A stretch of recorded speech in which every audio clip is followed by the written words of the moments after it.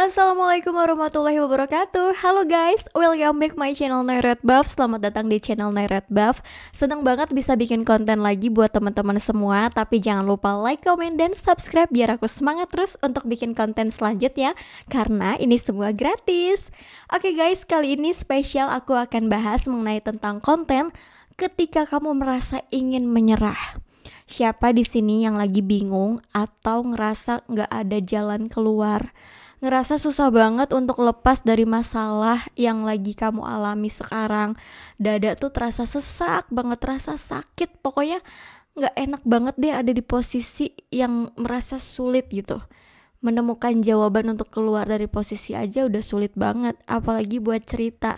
Kadang kalau orang yang cengeng kayak aku, cerita tuh sambil nangis. Jadi bener-bener kayak terpuruk tuh, kayak kelihatan banget gitu, matanya sembab, matanya bengkak kayak ikan koi. Tapi tenang aja, aku juga pernah melewati titik terendah di dalam hidup aku. Dan maybe mungkin kamu ngerasa hal yang paling sulit itu kan setiap orang kan versinya beda-beda. Tapi tonton video ini sampai selesai biar kamu tahu jawabannya. Check it out. Pertama, semua orang pernah merasakan di titik yang terendah dan ingin menyerah.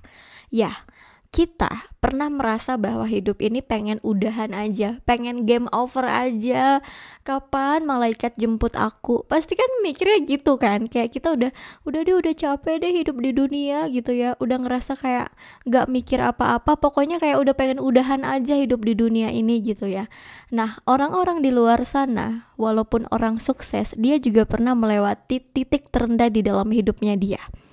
Itu adalah normal, manusiawi. Dan balik lagi, kalau kita ngerasa bahwa hidup ini adalah tentang kesedihan, jangan sampai kita berlarut terlalu dalam dengan kesedihan yang kita rasakan.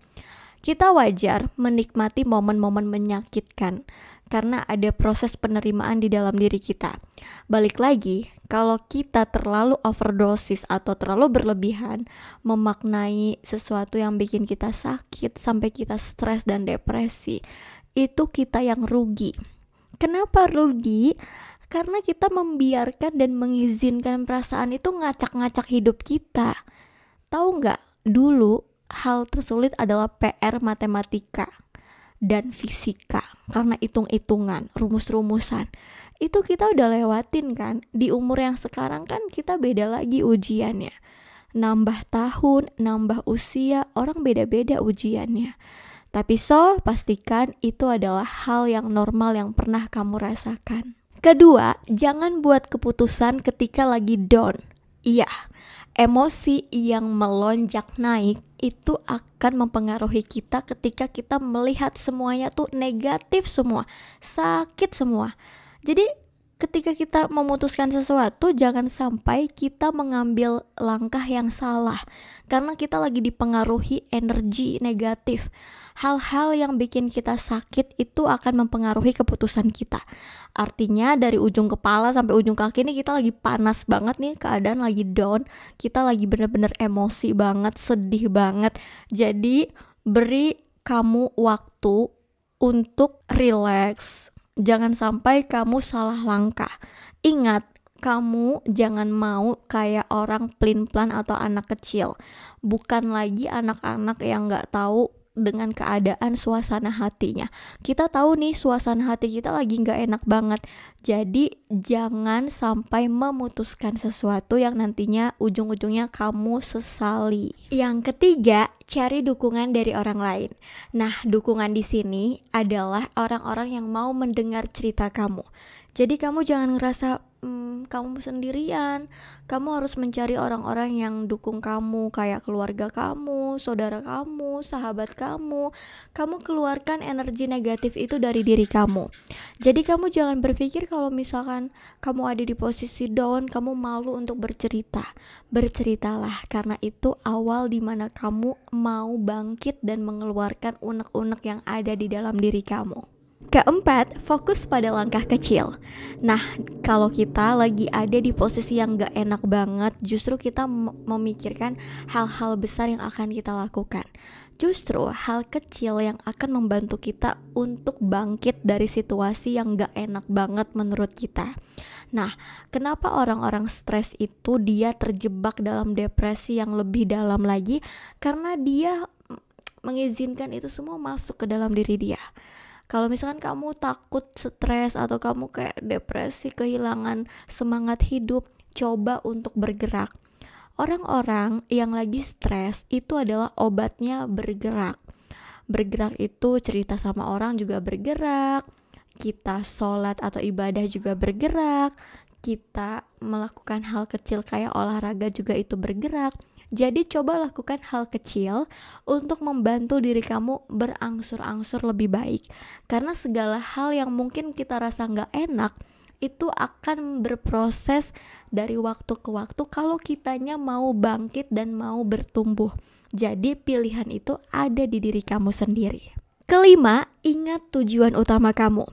Kalau kamu berpikir bahwa tujuan utama kamu adalah untuk dirimu sendiri dan hidup kamu adalah hidup yang sangat menyedihkan, kamu harus berpikir ulang. Apa tujuan kamu hidup? Untuk apa kamu hidup? Dan seberapa penting kamu hidup? Nah, balik lagi, kita diajarkan untuk tidak menyerah. Bahkan di agama Islam, kalau kita game over sebelum waktunya, itu justru akan dosa besar. Kadang dosa kecil aja nggak tahu seberapa banyak ya. Justru kalau kita untuk memilih game over sebelum waktunya, itu dosa besar banget. Dan banyak sekali orang yang akan menyayangkan kita. Ya nanti disangka orang kita meninggal dengan hal yang konyol.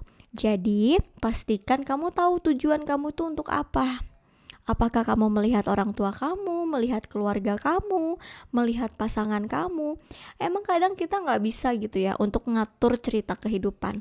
Tapi kita bisa untuk memilih bertahan, berlarut, atau bangkit untuk terus berjuang di hidup kamu. Keenam, manfaatkan kegagalan sebagai pelajaran. Nah, kita seringkali takut untuk gagal. Kadang kita takut akan yang namanya kegagalan. Nah, kegagalan yang kita rasakan itu pastinya gak enak banget dong. Apalagi kita berpikir bahwa kegagalan itu adalah momen menyakitkan yang gak harus diingat-ingat. Justru pelajaran berharga itu adanya di kegagalan yang kita rasakan. Dan kegagalan itu adalah guru terbesar yang ada di hidup kita. Jadi kita jangan merasa kegagalan itu hal yang menyakitkan. Awalnya memang iya menyakitkan, tapi lama-lama kita belajar dari kegagalan dan terus berupaya untuk menjadi pribadi yang lebih baik lagi. Pengusaha sukses itu naik turun, pasang surut, nggak seperti pasang, pasti dia ada surutnya juga untuk memulai usaha. Apalagi kehidupan, pasti ada momennya sedih, ada warna-warni kehidupan yang harus kita lewati, dan kegagalan adalah warna-warni kehidupan yang kamu lewati. Dan kesimpulannya di video ini, kamu harus ingat, kamu lebih kuat dari masalah yang kamu hadapi. Dan setiap apa yang kamu rasa sakit, itu akan menjadi hal bahagia. Akan ada selalu bayaran ketika kamu melewati proses yang menyakitkan. Kalau kita bilang dibayar tunai rasa sakit ya.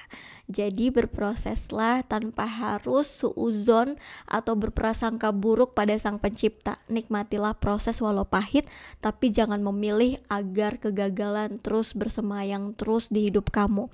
Pilihlah untuk bangkit biar kegagalan yang kamu rasa gak ngacak-ngacak hidup kamu. Yang mengizinkan itu semua adalah dirimu sendiri. Maka izinkanlah dirimu untuk berubah dan bertumbuh menjadi orang yang pantang menyerah.